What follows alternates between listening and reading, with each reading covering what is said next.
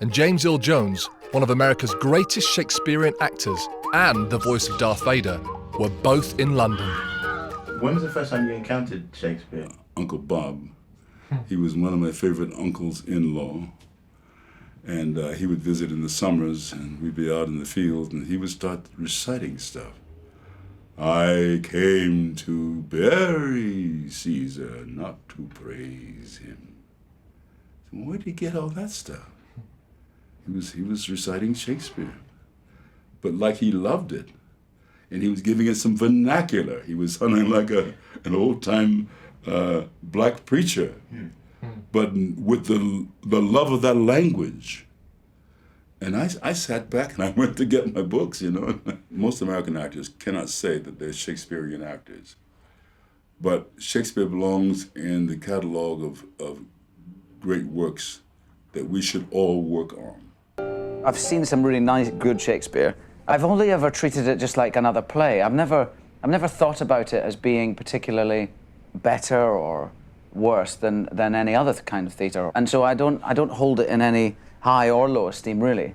Of course, we can talk about playing it, and it is a different ballgame when you start trying to act it. You've got to approach it like any other play. You've got to approach it as a story, in his case, usually really good stories with interesting characters. I wanted to act since I was 9, so it was in on the horizon, I suppose, of what I wanted to do, but I didn't give it any thought when I was going through school, and we'd really had very little experience of it at school other than reading it from books.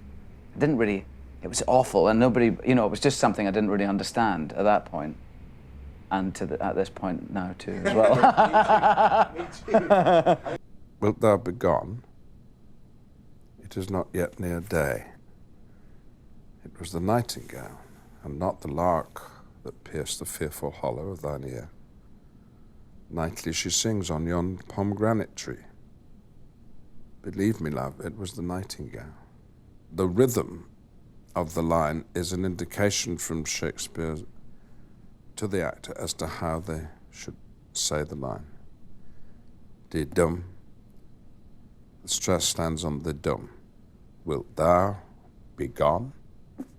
It isn't wilt thou be gone?